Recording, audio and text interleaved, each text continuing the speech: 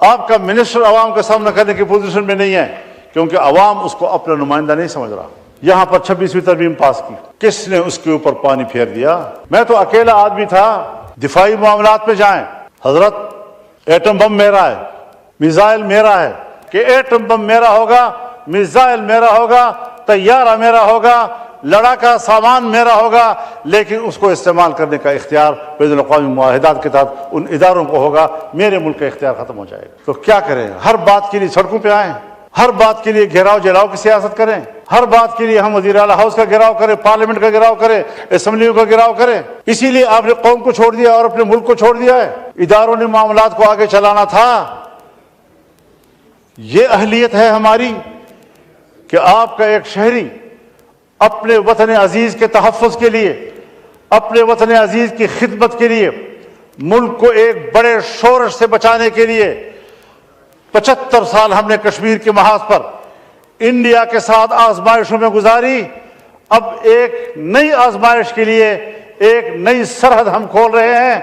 ہم نے اس تصور میں وطن عزیز کی مٹی کے ساتھ وفاداری نبھاتے ہوئے اس کے لیے سہولت پیدا کرنے کی کوشش کی، لیکن میری ریاست کے کرتا دھرتا اتنے نااہل ثابت ہوئے کہ وہ کیے کرائے کام کو بھی نبھا نہ سکے۔ اوقات ہیں، قدریں ہیں، اور اس حوالے سے ہمیں اس بات کا ادراک ہونا چاہیے کہ اس وقت 2 صوبوں میں حکومت کا کوئی رٹ موجود نہیں۔ اور اگر میں آج وزیر اعظم سے یہاں ہوتے اور ان کے خدمت پہ بصد احترام یہ عرض کرتا کہ قبائلی علاقوں میں کیا ہو رہا ہے، اس کے ساتھ متصل اضلاع میں کیا ہو رہا ہے، بلوچستان میں کیا ہو رہا ہے، تو شاید وہ یہی کہتے کہ مجھے اس کا کوئی علم نہیں ہے۔ اگر میرا حکمران جس حیثیت میں بھی ہے ملکی معاملات کے بارے میں اتنا بے خبر ہے، اور مجھے یاد ہے ایک زمانے میں ہم نے مل کر کام کیا ہے، افغانستان ہمارے جرگے جاتے تھے، اور میں نے جب ان سے پوچھا تو ان کو کوئی علم نہیں تھا۔ کون فیصلے کرتا ہے؟ کہاں فیصلے کیے جاتے ہیں؟ ذمہ دار تو کل پاکستان ہوگا، ذمہ دار تو حکومت بھی ہوگی اور اپوزیشن بھی ہوگی، ذمہ دار تو پارلیمان ہوگا۔ عوام کی نظر میں تو ہم ذمہ دار ہیں، اور حقیقت یہ ہے کہ اس ملک میں کوئی سویلین اتھارٹی اس وقت موجود نہیں ہے، کوئی نظریاتی سیاست موجود نہیں ہے۔ مکمل طور پر پاکستان میں خاص اسٹیبلشمنٹ وہ بند کمروں میں اور اپنے محلات میں جو چاہے فیصلہ کرتے ہیں، اور حکومت کو ان کے فیصلوں پر انگوٹھا لگانا پڑتا ہے۔ ہمیں کچھ یہاں سے نکلنا ہوگا یا نہیں نکلنا ہوگا؟ انہی دبیز پردوں کے پیچھے ہم نے سیاست کرنی ہوگی، ہم نے ملک کو چلانا ہوگا۔ جناب اسپیکر، میرے علاقے میں ایسے ایریاز ہیں جس کو فوج نے بھی خالی کر دیا ہے، پولیس تو خالی کر چکی تھی۔ بتا دوں آپ کو، ایوان کو بتانا چاہتا ہوں، وہ علاقے کہ جو پولیس تو خالی کر چکی تھی لیکن فوج بھی خالی کر چکی ہے، اور جہاں پر جنگ ہو اور پولیس بھی نہ ہو اور فوج بھی نہ ہو تو وہ ایریا کس کے قبضے میں ہوگا اور وہاں کس کا ریٹ ہوگا؟ اور دل پہ ہاتھ رکھ کر مجھے کہنا پڑتا ہے، انتہائی درد دل کے ساتھ کہنا پڑتا ہے کہ اس وقت بلوچستان کے 5 سے 7 اضلاع اس پوزیشن میں ہیں کہ اگر وہ آزادی کا اعلان کر دیں تو اگلے دن اقوام متحدہ میں ان کی درخواست کو قبول کر لیا جائے گا اور پاکستان کو تقسیم تصور کیا جائے گا۔ کہاں کھڑے ہیں ہم لوگ؟ میری گفتگو کو جذباتی گفتگو نہ سمجھا جائے، میں جذباتی باتیں نہیں کیا کرتا، لیکن حقائق تک پہنچنے کے لیے پارلیمنٹ کو بھی پہنچنا ہوگا اور حکومت کو بھی پہنچنا ہوگا۔ اس وقت جب ہمارا ایوان یہاں بیٹھا ہے، صوبہ خیبر پختونخوا کے جنوبی اضلاع، اس وقت وہاں کوئی حکومت نہیں ہے، وہاں کوئی پولیس نہیں ہے، پولیس چوکیاں اندر سے کنڈے لگا کر بند کر دی گئی ہیں اور پولیس عملہ اس میں محصور ہے، اور سڑکیں اور علاقے اور گلیاں یہ مسلح قوتوں کے ہاتھ میں ہیں۔ کب سوچیں گے ہم ملک کے لیے؟ کب سوچیں گے ہم اس بات کے لیے کہ اس ملک کی بقا کا بھی کوئی سوال ہے؟ آج اگر کوئی بقا کا سوال پیدا کرتا ہے، اس پر چیخ و پکار کرتا ہے، برا منایا جاتا ہے۔ اللہ رب العزت بھی چیخ چیخ کر بولنے کو پسند نہیں کرتا، لیکن مظلوم کی چیخ و پکار کو اللہ بھی سننے کے لیے تیار ہے۔ لا يحب اللہ الجہر بالسوء من القول الا من ظلم۔ کوئی شخص بھی اونچی آواز اور چیختے آواز کے ساتھ بات کرے اللہ کو پسند نہیں ہے، سوائے اس آدمی کے جس پر ظلم ہو رہا ہے، جس کے ساتھ زیادتی ہو رہی ہے، جو مضطرب ہے، جو پریشان ہے۔ اور یہاں قانون سازیاں کی جا رہی ہیں۔ پہلے ریاست کو تو مضبوط کرو، پہلے اپنے ریٹ کو تو مضبوط کرو۔ قانون آتا ہے، پاس ہوتی ہی پورے ملک میں نافذ العمل ہوگا، پورا ملک آپ کے ہاتھ میں ہوگا تو نافذ العمل ہوگا۔ آپ قانون بنا رہے ہیں، کس کے لیے بنا رہے ہیں؟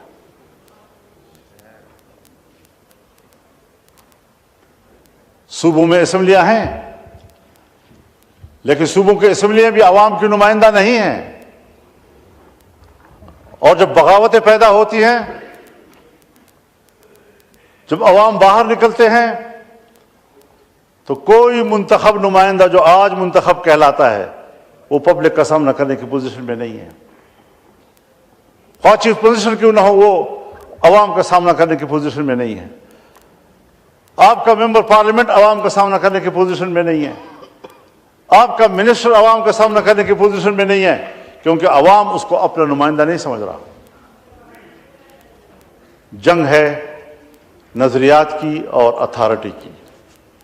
سیاست میں جنگ نظریات کی نظریات کے ساتھ ہوتی ہے، تھیوریز کی تھیوریز کے ساتھ ہوتی ہے۔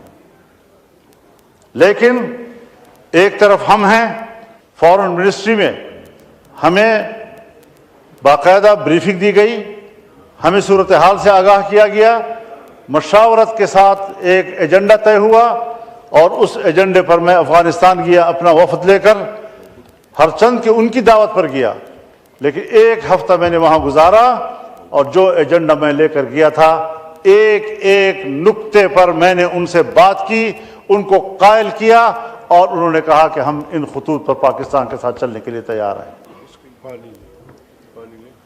کس نے اس کے اوپر پانی پھیر دیا؟ کس نے وہ پروسیس روک دی؟ میں تو اکیلا آدمی تھا، اپنی انڈیویجول حیثیت میں گیا تھا، اس کے بعد تو اسٹیٹ ٹو اسٹیٹ معاملات ہونے تھے، اداروں نے معاملات کو آگے چلانا تھا۔ یہ اہلیت ہے ہماری کہ آپ کا ایک شہری اپنے وطن عزیز کے تحفظ کے لیے، اپنے وطن عزیز کی خدمت کے لیے، ملک کو ایک بڑے شورش سے بچانے کے لیے 75 سال ہم نے کشمیر کے محاذ پر انڈیا کے ساتھ آزمائشوں میں گزاری۔ اب ایک نئی آزمائش کے لیے ایک نئی سرحد ہم کھول رہے ہیں۔ ہم نے اس تصور میں وطن عزیز کی مٹی کے ساتھ وفاداری نبھاتے ہوئے اس کے لیے سہولت پیدا کرنے کی کوشش کی، لیکن میری ریاست کے کرتا دھرتا اتنے نااہل ثابت ہوئے کہ وہ کیے کرائے کام کو بھی نبھا نہ سکے۔ جی مولانا صاحب کا مائک کھولا۔ جناب اسپیکر، میں آپ کی وساطت سے ایوان کی توجہ اس جانب مبذول کرانا چاہتا ہوں کہ ملک کو مزید آزمائشوں کی طرف نہ دھکیلا جائے۔ یہ ملک نئی آزمائشوں کا متحمل نہیں ہے۔ پالیسیاں سیاستدانوں کے حوالے کی جائیں، مذاکرات کا راستہ اختیار کیا جائے، غلط فہمیاں دور کی جائیں، ہر قدم جنگ کی طرف بڑھانے کی بجائے ہماری شناخت یہ ہونی چاہیے کہ ہمارا ہر قدم امن کی طرف بڑھ رہا ہے۔ دوسرے کو مورد الزام ٹھہرانا بہت آسان ہے، لیکن اپنی ذمہ داریاں نبھانا وہ کوئی آسان کام نہیں ہے، اس کی طرف ہمیں متوجہ ہونا ہوگا۔ آج ایک نوآبادیاتی نظام سے تو ہم نکلے، جنگ عظیم اول، جنگ عظیم دوم، اور جنگ عظیم دوم کے بعد باقاعدہ نوآبادیات کا رواج تو ختم ہوا، لیکن عالمی قوتوں نے ترقی پذیر ممالک اور غریب ممالک کو غلام بنانے کا ایک نیا طریقہ نکالا۔ ان کو سیاسی لحاظ سے غلام بنانا، ان کو اقتصادی لحاظ سے غلام بنانا، انہیں دفاعی لحاظ سے غلام بنانا، یہ ان کا وتیرہ رہا۔ ہمارے فیصلے سلامتی کونسل میں ہوتے ہیں، بین الاقوامی انسانی حقوق کنونشن میں ہوتے ہیں، اقوام متحدہ کی انسانی حقوق کمیٹیوں میں ہوتے ہیں، اور اگر وہ ایک فیصلہ کر لیں تو پھر ان کا فیصلہ ہمارے ہاں مؤثر ہوگا، اور ہمارے اپنے ملک کا آئین اور قانون غیر مؤثر ہو جاتا ہے۔ کیا یہ حقائق نہیں ہے؟ ہماری معیشت بین الاقوامی اداروں کے حوالے کر دی گئی ہے۔ آج ہماری معیشت کو IMF کنٹرول کرتا ہے، FATF کنٹرول کرتا ہے، دوسرے قرضے دینے والے ادارے کنٹرول کرتے ہیں۔ ہمیں ایک طرف قرضوں میں جکڑا جا رہا ہے، اور دوسری طرف ہم پر پریشر ڈالے جا رہے ہیں۔ آئے روز IMF کا وفد آ رہا ہے اور پھر ہمیں بلا رہا ہے، اور اب تو IMF اس حد تک آگے چلا گیا کہ وہ حکومت سے بات کرنے کی بجائے وہ عدلیہ سے مل رہا ہے اور عدلیہ سے بات کر رہا ہے۔ IMF کا ہمارے ملک کے عدلیہ سے کیا سروکار ہے؟ ہمارے ملک میں آج IMF آ رہا ہے اور سپریم کورٹ بار ایسوسی ایشن کی قیادت کے ساتھ مل رہا ہے۔ بار ایسوسی ایشن کے ساتھ IMF کا اور FATF کا کیا تعلق ہے؟ کیا تحفظات ہیں اس کے؟ اور پھر اس کی پاداش میں ہم ادارے بناتے ہیں، احتساب کے ادارے بناتے ہیں، نیب کے ادارے بناتے ہیں، FIA کو متحرک کرتے ہیں، اور سارا بوجھ ان کا دو طبقوں کے اوپر آتا ہے۔ ایک کاروباری طبقہ جو ملک میں انویسٹ کر رہا ہوتا ہے، چھوٹی چھوٹی باتوں پر ان کو پکڑا جاتا ہے، ان کی فائلیں بنائی جاتی ہیں، ان کی پیشیاں ہوتی ہیں، ان کو سزائیں دی جاتی ہیں، اور دوسرا سیاستدانوں کے خلاف اس کو استعمال کیا جاتا ہے تاکہ ایک سیاستدان اور ایک حکومتی پارٹی کو بدنام کیا جائے، دوسرے کو اس کی جگہ دی جائے۔ اس مقصد کے لیے بین الاقوامی ادارے میرے ملک میں مداخلت کر رہے ہیں۔ نتیجہ کیا نکلتا ہے کہ میرا پاکستانی سرمایہ کار اپنا سرمایہ لے کر مغرب میں چلا جاتا ہے، پیسہ میرے نظام سے تنگ آ کر وہ اپنا پیسہ منتقل کرتا ہے یورپ کی طرف، اور میرے پیسے پر یورپ کاروبار اور تجارت کر رہا ہوتا ہے۔ تو یہ وہی بات ہوئی کہ انڈیا کا پیسہ انگریز لے گیا، اس نے اپنے انگلستان کو آباد کیا اور ہمیں بھکارا چھوڑ دیا۔ اس نے دفاعی معاملات میں جائیں، حضرت ایٹم بم میرا ہے، میزائل میرا ہے، لیکن بین الاقوامی ادارے مجھے مجبور کر رہے ہیں اس پہ دستخط کرو، اس پہ دستخط کرو، اس پہ دستخط کرو، اور مجھے بین الاقوامی معاہدات پر دستخط کرنے کے بعد یہاں پہنچایا جا رہا ہے کہ ایٹم بم میرا ہوگا، میزائل میرا ہوگا، طیارہ میرا ہوگا، لڑاکا سامان میرا ہوگا، لیکن اس کو استعمال کرنے کا اختیار بین الاقوامی معاہدات کے تحت ان اداروں کو ہوگا۔ میرے ملک کا اختیار ختم ہو جائے گا۔ اس چیز میں پوری قوم مبتلا ہے۔ کس طریقے سے وہ میرے ہی ہاتھوں سے میرے بھائی کو مروڑ کر میرے سرمایہ کو اپنے ملکوں میں منتقل کر رہا ہے، کس طریقے سے وہ میرے ہاتھ پاؤں باندھ کر مجھے غیر مسلح کر رہا ہے اور میرے اپنی صلاحیت وہ میرے دفاع میں استعمال نہیں ہو سکتی، ان کی اجازت سے استعمال ہوگی۔ میری پارلیمنٹ قانون سازی نہیں کر سکتی، اگر قانون سازی کرے گی تو کہیں گے بین الاقوامی ادارہ۔ آج ہم نے یہاں پر 26ویں ترمیم پاس کی، 26ویں ترمیم کے ساتھ ایک قانون دینی مدارس کے حوالے سے پاس کیا یہاں سے۔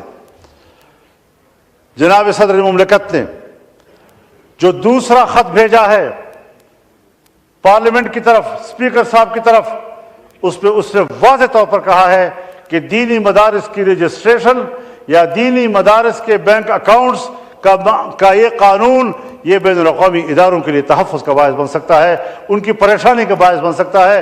ہمیں بین الاقوامی اداروں کی رعایت قبول، لیکن اپنے ملک کے اندر ایک طبقے کو ہمیشہ اپنے مقابلے میں متصادم رکھنا ہے، اپنے ملک کے شہری کو میں نے پریشان رکھنا ہے۔